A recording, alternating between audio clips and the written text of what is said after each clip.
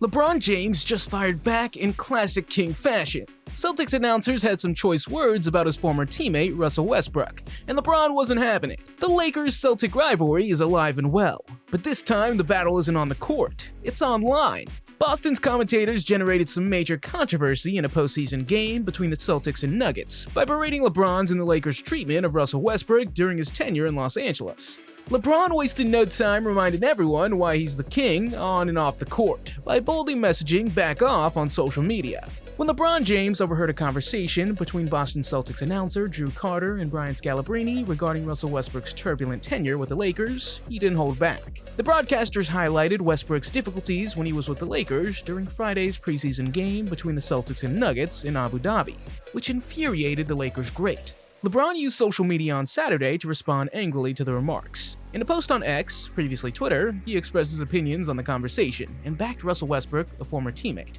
Travel all the way to Abu Dhabi to be on my eat some breakfast first. Anyways, Brody, Westbrook is a legend, James said, pointing out the game's venue and reminding everyone of Westbrook's league rank. What then specifically was stated to set LeBron off on such a reaction? Scalabrine changed the focus of the broadcast to Westbrook, after Denver's recently acquired guard dropped his third three-pointer of the game, sympathizing with the criticism the guard endured during his brief stay with the Lakers. Scalabrine said, "I'll tell you what, I'm kind of hoping he can make a lot of threes against them, since he got a lot of heat for that whole thing." She said she wanted him to make 9 threes against the Lakers. Then Carter added a snarky shot, suggesting that LeBron might have contributed to the unfavorable impression of Westbrook during his Los Angeles stay. "You're telling me one of LeBron's teammates became a scapegoat out of nowhere?" Carter said, to which Scalabrine answered knowingly, "Crazy, right?" Westbrook spent his time with the Lakers riding highs and lows. During the 2021 summer, the Lakers traded for him, sending 3 major rotational players to the Washington Wizards in return for the former MVP. Though things didn't go as expected, hopes were great that Westbrook would be the last piece that the squad needed to contend for another title. His first season saw the Lakers flounder. They finished 33-49. They also missed the playoffs. Though he averaged 18 points, 7 rebounds, and 7 assists per game, Westbrook was attacked for his erratic shooting and seemingly inability to mesh with the team's stars, including LeBron. Eventually, the Lakers chose to split ways with Westbrook, trading him ahead of the deadline, as they sought to turn things around in the 2022-23 season. For D'Angelo Russell, Jared Vanderbilt, Malik Beasley, and a first-round pick, the contract sent Westbrook to the Utah Jazz. For the Lakers, who went on an 18-9 run after the trade, it finally guaranteed a playoff spot and set off a run into the Western Conference Finals. It proved to be a turning point. Conversely, the Jazz bought out Westbrook immediately following the deal, and he signed with the Los Angeles Clippers, where he fit better.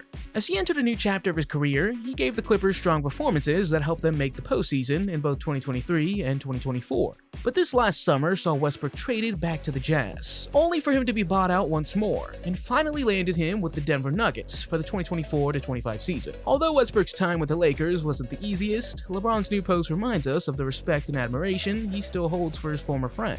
LeBron sees Westbrook as a legend, regardless of the ups and downs. This tells volumes about their relationship. LeBron's answer also addresses the more general issue of sports-based scapegoating. High-profile teams like the Lakers are not unusual in having one player bear most of the guilt when things go bad. For Westbrook, his arrival in LA was seen as an action that would force the Lakers back into the title contention. And when that didn't happen, he became the main target of criticism. Whether that critique was fair or not is debatable, but LeBron obviously feels the story of Westbrook's time with the Lakers was overdone.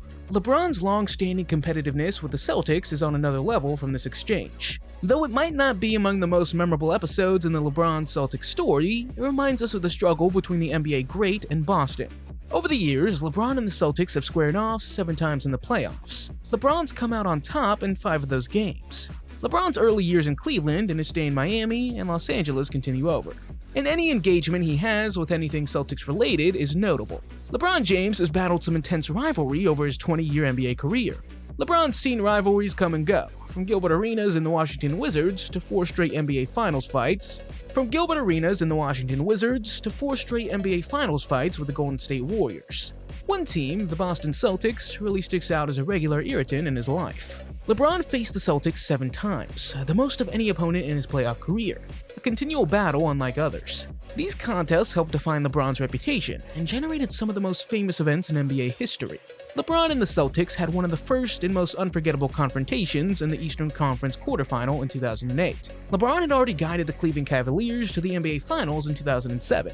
but his club was a huge underdog against Boston, a team that had just established the league's first modern Big Three: Kevin Garnett, Ray Allen, and Paul Pierce. Not to mention Rajon Rondo.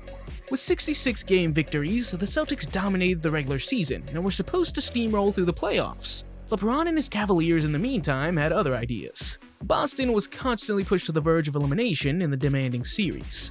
LeBron delivered an amazing effort in Game 7, scoring 45 points and almost single-handedly trouncing the Celtics. This became the stuff of folklore. It was the first of several win-or-go-home presentations destined to define LeBron's career. LeBron's ability to rule the game in so many ways astounded the Celtics officials and players. Brian Scalabrine of that Celtics team noted, "We never really thought an individual player could dominate us, but LeBron could beat you with his brain, physicality, and at the rim." Celtics coach Doc Rivers and top assistant Tom Thibodeau felt powerless seeing LeBron make jumpers he had never made before. Rivers later laughed. "We were annoyed. Like, what the F? He's making every effing shot." LeBron's valiant effort notwithstanding was Paul Pierce, who won Boston the game, scoring 41 points and making important runs down the stretch, including diving on the court to grab a loose ball at a crucial juncture.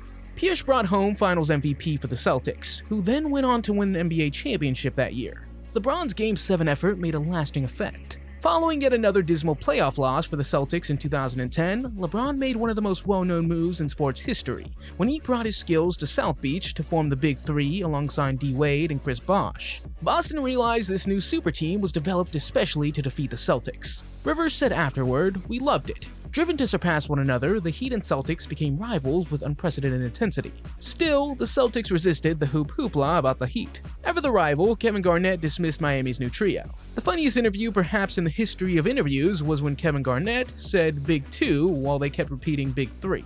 Rivers remembered he declined to label them as a Big Three. Clearly, Garnett said, "We're the Big Three. Nobody else is the Big Three." While the Celtics loved their rivalry with the Heat, others saw things differently throughout the globe. Following LeBron's controversial decision, the Heat became the most divisive team in sports, with every action examined and every game followed with great anticipation. Having defeated LeBron and the Heat in Boston to mark the first game of the 2010-2011 season, the Celtics were more than ready to play spoiler. Still, LeBron was focused on conquering the team that had tormented him for years, despite the Celtics' stubbornness. As Garnett mentioned on the Bill Simmons podcast in 2019, the Celtics reportedly indicated that they don't give an F about LeBron and didn't fear him. LeBron would shortly have second thoughts though. LeBron finally got at them after losing the playoffs to the Celtics twice in a succession in 2008 and 2010. LeBron made 5 consecutive playoff series triumphs over the Celtics from 2011 till right now. He played one of the best games of his career in 2012 during Eastern Conference Finals Game 6. In a game his club had to win, he scored 45 points. In Game 7, Miami at last prevailed. LeBron's might over the Celtics didn't stop there either. By defeating Boston in the playoffs in 2015, 2017, and 2018, he demonstrated he was the Eastern Conference's top player. Officially, LeBron's strength had turned in his advantage. The Celtics could only watch as their once dominant hold on the Eastern Conference started to crumble. The Lakers-Celtics rivalry continues to simmer. And if this latest war of words is any indication, things are only going to get more intense this season. Who do you think had the upper hand in this exchange? LeBron or the Celtics commentators? Let me know in the comments, and don't forget to subscribe for more updates on the NBA's hottest rivalries.